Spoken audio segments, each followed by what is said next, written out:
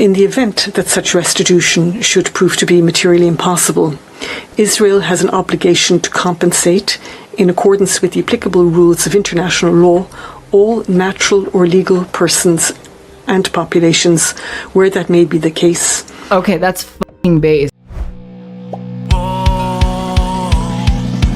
Ready for the ratio. Devil's time, come on, let's go. Pasta completed. Now we have to get back on track. I want to find out what's going on with the International Criminal Court. Top UN court says Israel's presence in occupied Palestinian territories is illegal and should end. Let's fucking go. The top UN court said Friday that Israel's presence in the occupied Palestinian territories is unlawful and called on it to end and for settlement construction to stop immediately, issuing an unprecedented sweeping condemnation of Israel's rule over the lands it captured 57 years ago. Finally, some good fucking news. So Israel Prime Minister Benjamin Netanyahu quickly denounced the non-binding opinion, of course he fucking did, issued by the 15-judge panel of the International Court of Justice, saying the territories are part of Jewish people's historic homeland. But the resounding breadth of the decision could impact international opinion and fuel moves for a unilateral recognition of a Palestinian state. This is such good fucking news. It was earlier this year when Ireland decided that they would recognize Palestine as a state, and Israel had a hissy fit, and they made their ambassadors leave Ireland, to which the overwhelming response was, good, who the fuck cares? Not a real country. The judge pointed to a wide list of policies, including the building and expansion of Israeli settlements in the West Bank and East Jerusalem, use of the area's natural resources, the annexation and imposition of permanent control over lands, and discriminatory policies against Palestinians. All of which, it said, violated international law. Oh, yeah. Like, by default, Ireland is an incredibly pro-Palestine country. It makes sense, though. Sadly, I live in the still yet to be freed part of the country. But one day, brothers and sisters of the Keffals chat, one day, Israel's abuse of its status as the occupying power renders its presence in the occupied Palestinian territories unlawful, the court said, saying its presence must be ended as rapidly as possible. This is really fucking good. Really dry, but you did find the ICJ reading of the ruling. We'll go over it anyway. I know, obviously, as someone in the YouTube chat said, the ICJ can't enforce a ceasefire because all the biggest militaries in the world still back Israel. But the fact that the ICJ has made this ruling is a milestone.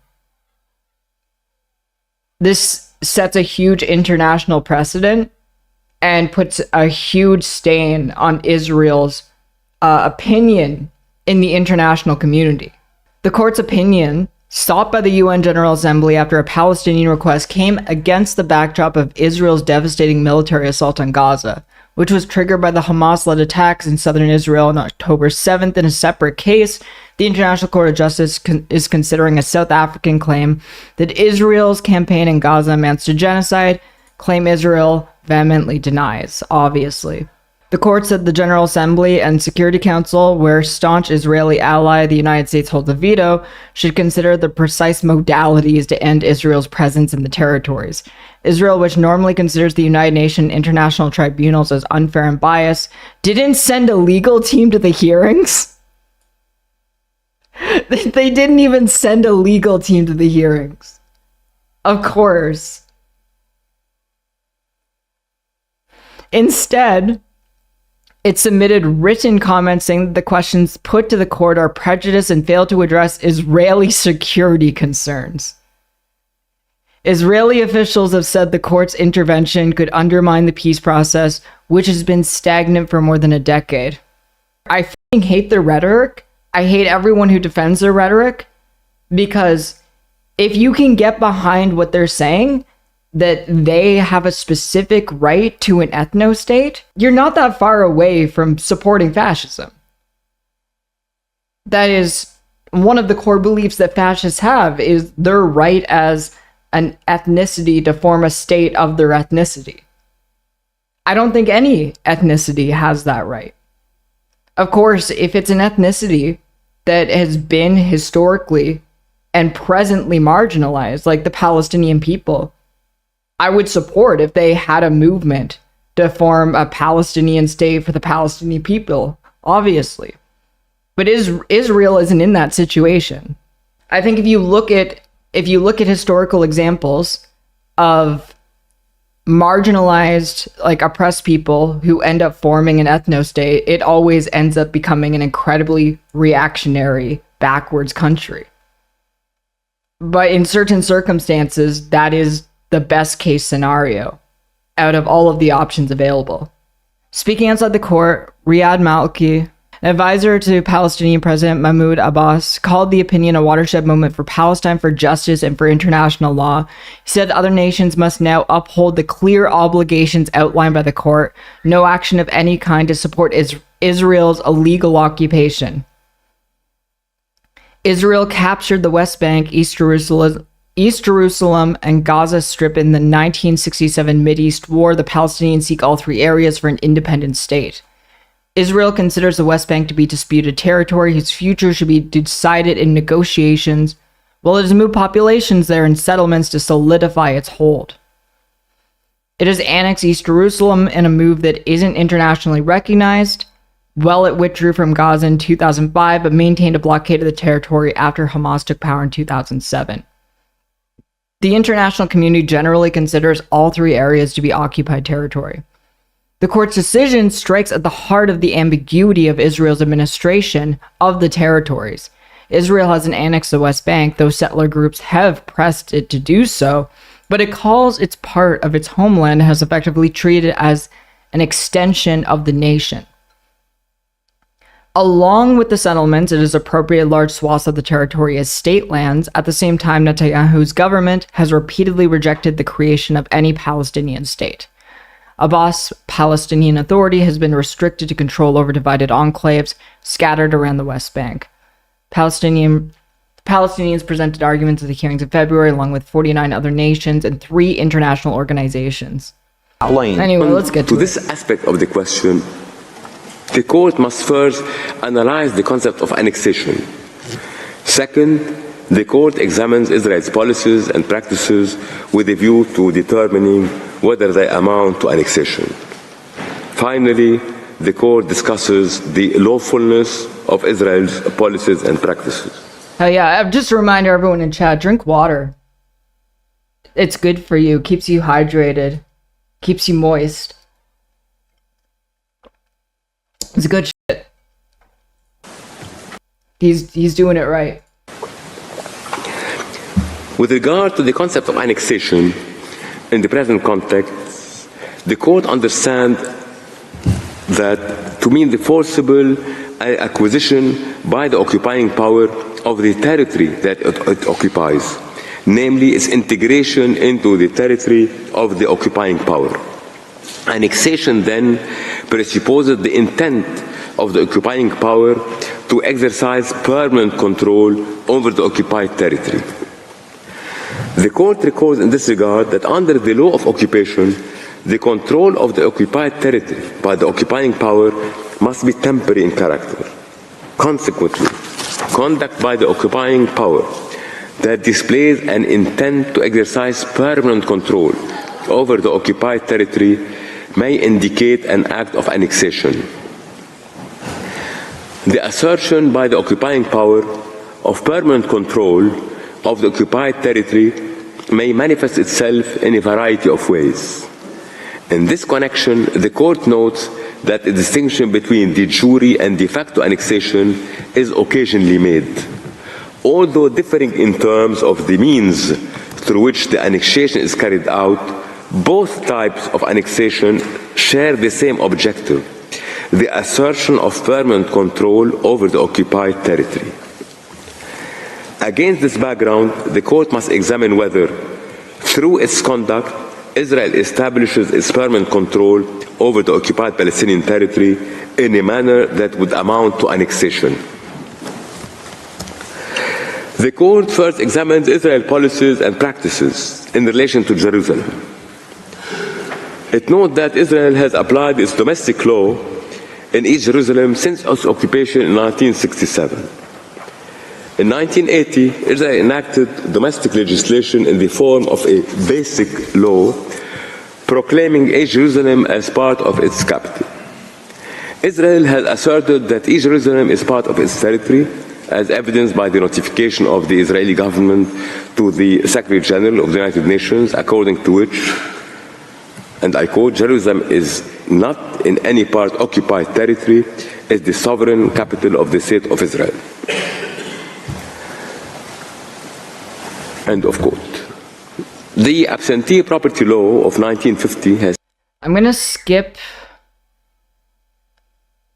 over to the last like 10 minutes because this is going to be pretty dry. I don't even think I have any... I could probably learn a lot listening to this, but I have absolutely nothing to add to it. Of the prolonged character of the occupation. Let's jump to 30 minutes in. A just and lasting peace in the or demographic composition.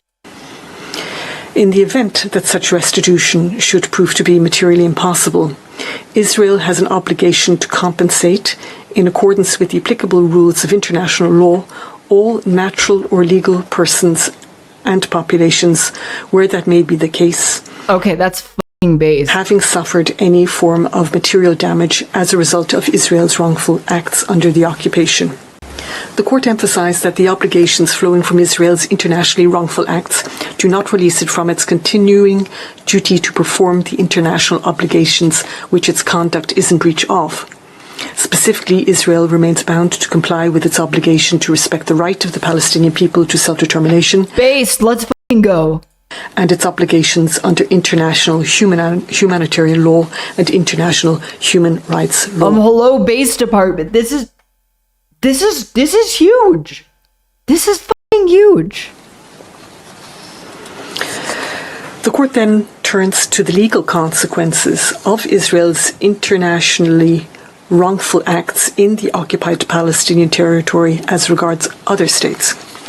The court observes that the obligations violated by Israel include certain obligations erga omnes, among which are the obligation to respect the right of the Palestinian people to self-determination and the obligation arising from the prohibition of the use of force to acquire territory, as well as certain of its obligations under international humanitarian law and international human rights law. Honestly, I think one of the reasons why Israel is so scared for Palestinian statehood is because if Palestine becomes a state, they will never forget what Israel did to them. I think that's like one of the big reasons. The fear of retribution for all of the murders, for all of the destroyed families and destroyed homes. With regard to the right to self-determination, the court considers that while it is for the General Assembly and the Security Council to pronounce on the modalities required to ensure an end to Israel's illegal presence in the occupied Palestinian territory and the full realization of the right of the Palestinian people to self-determination, all states must cooperate with the United Nations to put these modalities into effect. As regards the prohibition of the acquisition of territory by force, taking note of the resolutions of the Security Council and General Assembly, the court is of the view that member states are under an obligation not to recognize any changes in the physical character or demographic composition, institutional structure, or status of the territory occupied by Israel on the 5th of June 1967, including That's so fucking based. Jerusalem, East Jerusalem, except as agreed by the parties to the conflict through negotiations, and to distinguish in their dealings with Israel between the territory of the State of Israel and the Palestinian territory occupied since 1967. Moreover, the court considers that In view of the character and importance of the rights and obligations involved, all states are under an obligation not to recognise as legal the situation arising from the unlawful presence of Israel in the occupied Palestinian territory. They are also under an obligation not to render aid or assistance in maintaining the situation created by Israel's illegal presence in the occupied Palestinian territory. It is for all states, while respecting the Charter of the United Nations and international law, to ensure that's exactly it. Like, settlements are illegal. And by international law, look, I might get some flack because of old drama, but settlers are not civilians. If a foreign occupying power moved into the United States and they decided, you know what, New York, that's our new home. We own it now. We're going to call it New Denmark. Obviously, the American military would be in their full right to go in there guns blazing and force them to leave. That's how that works. It's no different for the Palestinian people and their country. That any impediment resulting from the illegal presence of Israel in the occupied Palestinian territory to the exercise of the Palestinian people of its right to self-determination is brought to an end. In addition, all the states parties to the Fourth Geneva Convention have the obligation, while respecting the Charter of the United Nations and international law, to ensure compliance by Israel with international humanitarian law as embodied in that convention. It's kind of like it's bittersweet that the same institutions that were set up to prosecute Nazi war criminals in the aftermath of the Holocaust are now being used to bring Israel to justice for their crimes against the Palestinian people. Okay, wait, I hear you, but what about children, elderly, and disabled that were forced to move into that territory? They should still be forced to leave the territory. I don't think they should be killed. I'm not saying that every single settler needs to be killed. That is not what I'm saying. I mean, honestly, Israel has done... I'm trying to phrase this in the best possible way. Israel has done terrible things for the cause of stopping anti-Semitism. The fact that they claim to represent all Jewish people in the world while committing crimes against humanity is fucking repugnant, and they need to stop. The duty of non-recognition specified earlier also applies to international organizations, including the United Nations, in view of the serious breaches of obligations erga omnes under international law. Like, one day, hopefully in our lifetime, Israel won't exist, and we'll remember Israel like apartheid South Africa or like Rhodesia. That's the hope. The obligation not to recognize as legal the situation arising from the unlawful... I feel like there are two options. Israel continues to exist as a secular state of all people, or it doesn't. I feel like the only way that Israel could ever have a future is if they stop being an ethno-state, like, plain and simple. Presence of Israel in the occupied Palestinian territory, and the obligation to distinguish in dealings with Israel between the territory of Israel and the occupied Palestinian territory apply also to the United Nations. Finally, the Court is of the view that the precise modalities to bring to an end Israel's unlawful presence in the occupied Palestinian territory is a matter to be dealt with by the General Assembly, which requested this opinion, as well as the Security Council. Therefore, it is for the General Assembly and the Security Council to consider what further action is required to put an end to the illegal presence of Israel, taking into account the present advisory opinion. The Court considers it important to stress... Yeah, no, that is a problem too. Anti-Semitism is a real problem.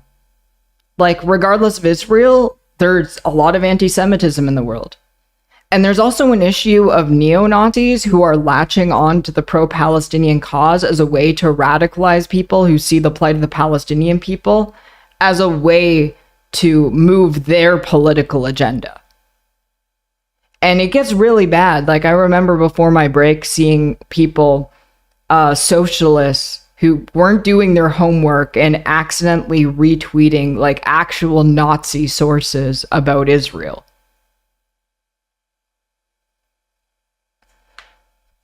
As it did in its Wall advisory opinion, I quote, "The urgent necessity for the United Nations as a whole to redouble its efforts to bring the Israeli-Palestinian conflict, which continues to pose a threat to international peace and security, to a speedy conclusion, thereby establishing a just and lasting peace in the region." End of quote. Japanese knives are modern-day samurai. The fucking ads. The ads.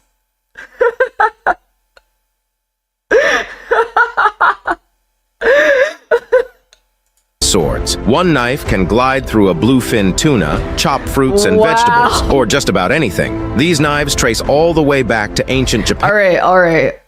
On the whiteboard, I need to get YouTube Premium for this YouTube account. Look at this fucking knife, folks. Where artisans... The court also considers that the realization of the right of the Palestinian people to self-determination, including its right to an independent and sovereign state, living side by side in peace with the State of Israel, within secure and recognized borders for both states, as envisaged in resolutions of the Security Council and General Assembly, would contribute to regional stability and the security of all states in the Middle East.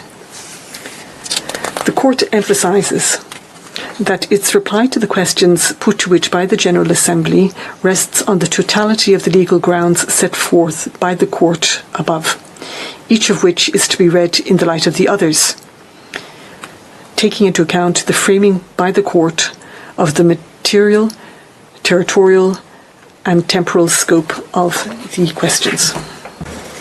I now read in English paragraph 285, which contains the operative clause of the opinion. For these reasons, the court, one, unanimously finds that it has jurisdiction to give the advisory opinion requested. 2, by 14 votes to 1, decides to comply with the request for advisory opinion. In favor, President Salam, Judges Tamka, Abraham, Yusuf, Shway, Bandari, Iwasawa, Nolte, Chargeworth, Brand, Gomez Robledo, Cleveland, Oresco, Tladi. Against, Vice President Sebutinde. By 11 votes to 4, is of the opinion that the State of Israel's continued presence in the occupied territory is unlawful. Fuck yes. In favor, President Salam, Judges Yusuf, Shway, Bandari, Iwasawa, Nolte, Chargeworth, Brandt, Gomez Robledo, Cleveland, Tladi. Against, Vice President Sebutinde, Judges Tamka, Abraham, Uresco. By 11 votes to 4, is of the opinion that the State of Israel is under an obligation to bring to an end its unlawful presence in the occupied Palestinian territory as rapidly as possible. This is so fucking cool. This is such good news. Because, I mean, yeah, it's just on pen and paper, but it sets that international precedent. President Salam, Judges Yusuf, Shway, Bandari. Now, from like an international legal perspective, they are committing genocide. And Israel cannot fight back against that. And that will forever be used against them for the rest of the time Israel exists. Wasawa, Nolte, Chargeworth, Brandt, Gomez Robledo, Cleveland, Tladi. Against, Vice President Sebutinde, Judges Tamka, Abraham, Uresco. Why this guy has weird accent? I'm gonna assume that he is not American. It may come as a shock to some people, but there are people who live outside of the United States. I know. It's fucking crazy. By 14 votes to 1, is of the opinion that the State of Israel is under an obligation to cease immediately all new settlement activities and to evacuate all settlers Evacuate all this. Let's fucking go. from the occupied Palestinian territory. In favor, President Salam, Judges Tomka. Hold on.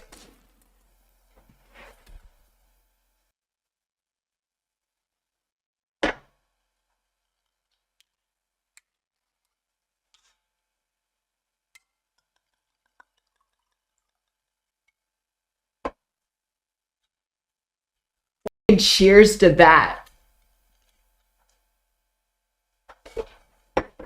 All right, let's get back into it.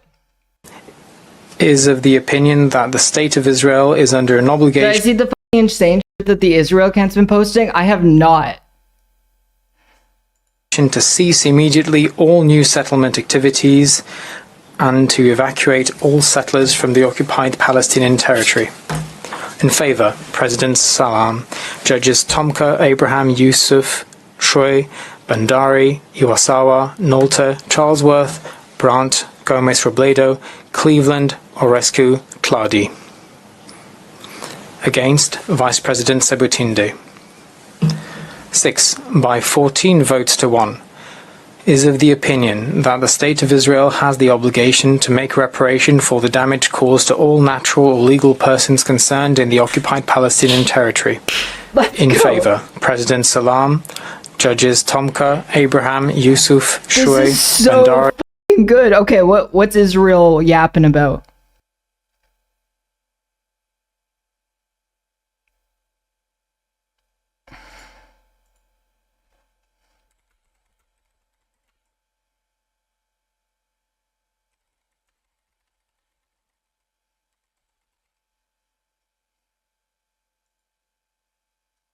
I didn't even read it. I don't care what they're fucking yapping about. Iwasawa, Nolte, Charlesworth, Brandt, Gomez Robledo, Cleveland, Orescu, Clady. Against, Vice President Sebutinde. 7. By 12 votes to 3, is of the opinion that all states are under an obligation not to recognize as legal the situation arising from the unlawful presence of the State of Israel in the occupied Palestinian territory, and not to render aid or assistance in maintaining the situation created by the continued presence. I don't think Israel will start launching nukes because Gaza is too close to Tel Aviv. Like, the fallout is going to... They would nuke themselves, essentially. There's no way for them to do that. Of the State of Israel in the occupied Palestinian territory. In favour, President Salam, Judges Tomka, Yusuf, Shuey, Bandari, Iwasawa, Nolta, Charlesworth, Brandt, Gomez Robledo, Cleveland, Clady. Against, Vice President Sebutinde, Judges Abraham, Orescu. 8. By 12 votes to 3, is of the opinion that international organizations, including the United Nations, are under an obligation not to recognize as legal the situation arising from the unlawful presence of the State of Israel in the occupied Palestinian territory. In favor, President Salam, Judges Tomka, Yusuf, Shuey, Bandari, Iwasawa, Nolta, Charlesworth, Brandt, Gomez Robledo, Cleveland, Clady. Of Israel in the occupied Palestinian territory. In favour, President Salam, Judges Tomka, Yusuf, Shuey, Bandari, Iwasawa, Nolta, Charlesworth, Brandt, Gomez Robledo, Cleveland, Clady. Against, Vice President Sebutinde, Judges... It's not about the kill radius. It's about the fallout. Like, the nuclear dust that will get launched into the air from just one bomb, no matter how small the radius is enough that it will get picked up into the air and it will spread to Tel Aviv. Abraham Orescu. Je vous remercie. President Salam appends a declaration to the advisory opinion of the court. Vice President Sebutinde appends a dissenting opinion to the advisory opinion of the court. Judge Tomka appends a declaration to the advisory opinion of the court. Judges Tomka, Abraham, and Uresco append a joint opinion to the advisory opinion of the court. Judge Yusuf appends a separate opinion to the advisory opinion of the court. Judge Shwe appends a declaration to the advisory opinion of the court. Judges Iwasawa and Nolte append separate opinions to the advisory opinion of the court. Judges Nolte and Cleveland append a joint declaration to the advisory opinion of the court. Judges... Okay, actually, because there is a fight in the chat and it seems that this is over, I actually want to look into this now. Like, how... Radius of a tactical nuclear weapon.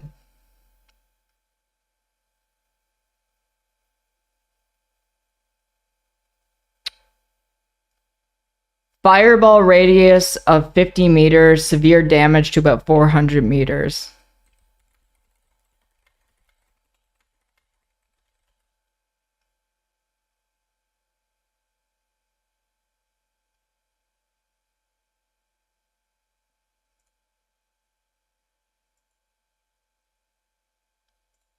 So we can take a look at this. How far away would you need to be to survive a nuclear blast?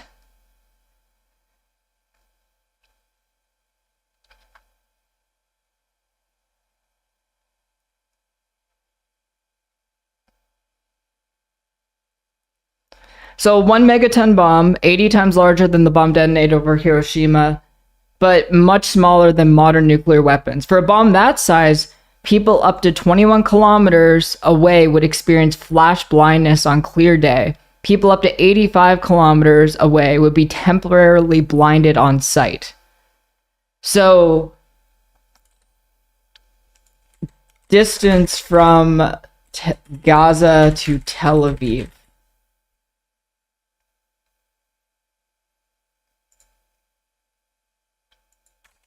Gaza. Directions. Tel Aviv. Not my location. I don't need to figure this out. How is there no directions?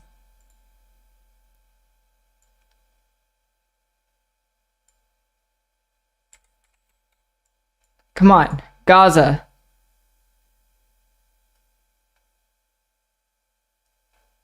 Okay, Gaza's here. Where the fuck is Tel Aviv?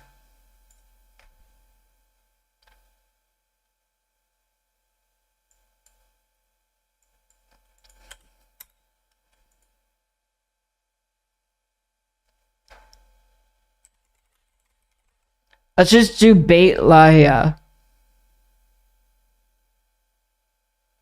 I'm starting to think DuckDuckGo just fucking sucks.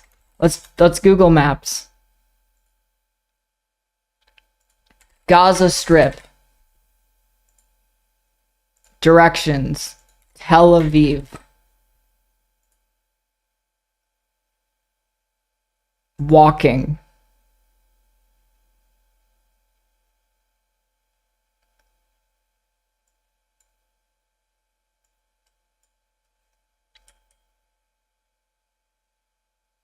This is the better site?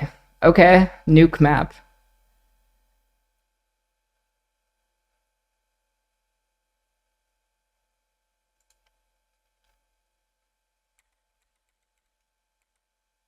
Tel Aviv?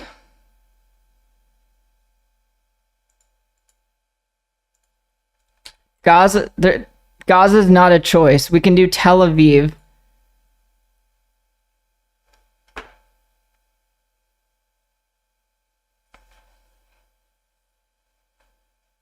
I don't think this is going to be useful. Like, we really just need to know the distance from here to here.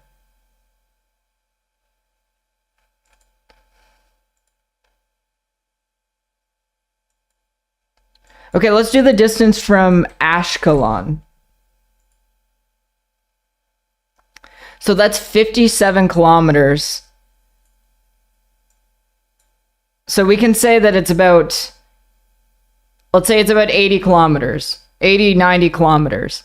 So going back to what they're saying here, if they were to nuke Gaza, people would be flash blinded in Tel Aviv. Like, it's an untenable situation. There is no way that they would not hit Tel Aviv with a nuke.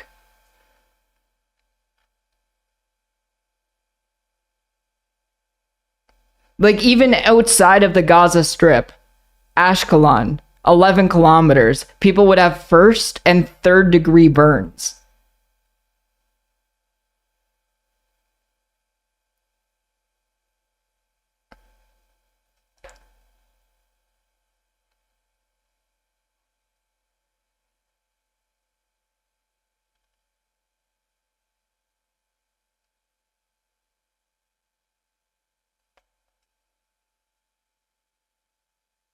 Yeah, it is absurd to consider it because, like, it's just such close contact. There is no fucking way they would ever do that. This is all because one chatter was like, no, they could totally nuke Gaza if they wanted to. But I don't think Israel would be willing to nuke their own civilians. Like, I think they're evil, but I think if they went that route, they would start losing support among their own population very fast.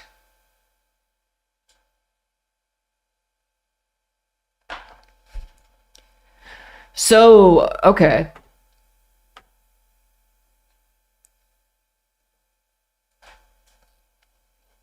Good news today on that.